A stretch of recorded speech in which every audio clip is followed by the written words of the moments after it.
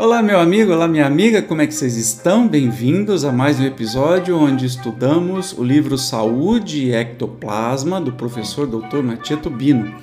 Nós estamos nos encaminhando para o final do livro, tem mais este e mais 3 episódios, então estamos quase no finalzinho, olha só.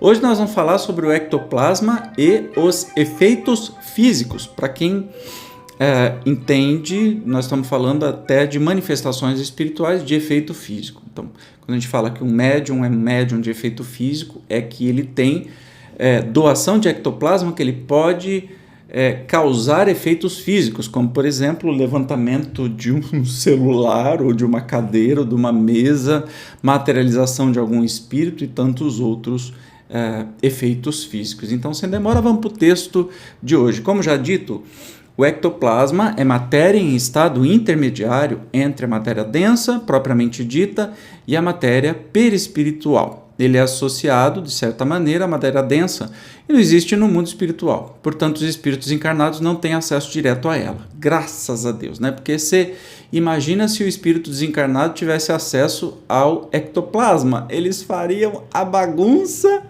que quisessem. Tipo naquele filme Os Fantasmas se Divertem. Não, o ectoplasma é uma matéria física e o espírito só vai ter acesso a essa matéria física se o médium de efeito físico doar ectoplasma. Mas vamos continuar. Por ser intermediário entre os dois planos de existência, esse fluido tem justamente a função de ligar o perispírito à matéria. É uma espécie de elo de união. Se o ectoplasma é um elo de união entre a matéria perispiritual, nosso corpo espiritual, que os espíritos encarnados possuem, e a matéria densa, fica óbvio que se alguma entidade espiritual tiver em mãos uma quantidade suficiente deste fluido, será capaz de alcançar a nossa dimensão e agir sobre objetos e pessoas, desde que tenham a mínima habilidade de manipulá-lo. Então, assim, é muito difícil, né? O espírito precisa saber fazer isso e precisa ter alguém cedendo este ectoplasma, beleza? Senão o mundo seria uma bagunça maluca, mais do que já é, né?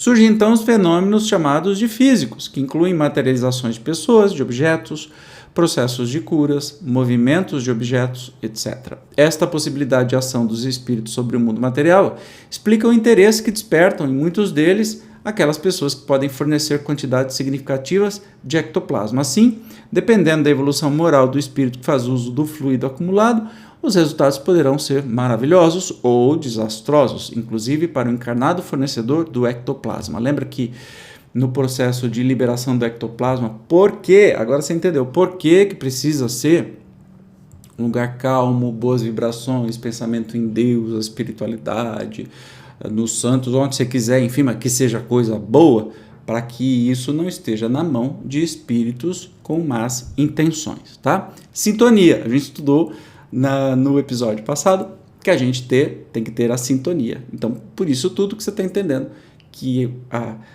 eliminação de ectoplasma tem que ser feito de uma maneira muito tranquila, né? Muito elevada.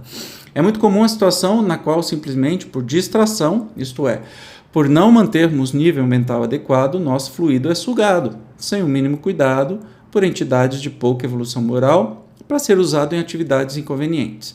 Tais retiradas de ectoplasma, feitas de maneira inadequada, nos deixam em estado de fadiga, enquanto que quando a retirada deste fluido é feita em condições equilibradas, por entidades espirituais moralmente elevadas, o resultado é um sentimento de leveza associado à tranquilidade, em suma, um grande bem-estar. Mais uma vez, chegamos a um ponto que nos faz entender que a manutenção de um estado mental elevado só nos traz vantagens.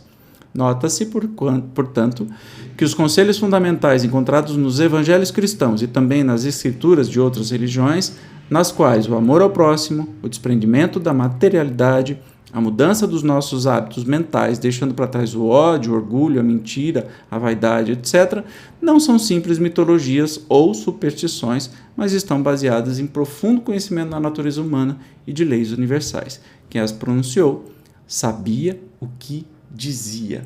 Então, a gente entende que cuidado com as nossas companhias, sejam encarnadas, sejam desencarnadas. Se você é um médium de efeito físico, se o assunto ectoplasma te interessa, é porque você tem ectoplasma bastante para ser doado, para ser manipulado, e aí mais cuidado ainda você deve ter para que não seja usado de maneira indevida e só para o bem. De novo, te aconselho aqui a estudar, tem uma playlist aqui no canal, episódios aqui de o livro dos médiuns, estude de ponta a ponta, que você vai ver como é que são as coisas e não tem nenhum segredo. Desde que você conheça, você consegue dominar tudo o que acontece com você, o que acontece à sua volta, com o seu corpo físico, espiritual, com o seu ectoplasma.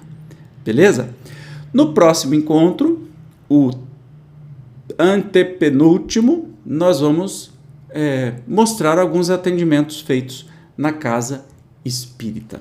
Então, aí a gente vai ver a prática todo esse ensinamento que a gente conheceu neste livro. Eu te espero como sempre, obrigado pela sua companhia e até o próximo episódio. Tchau!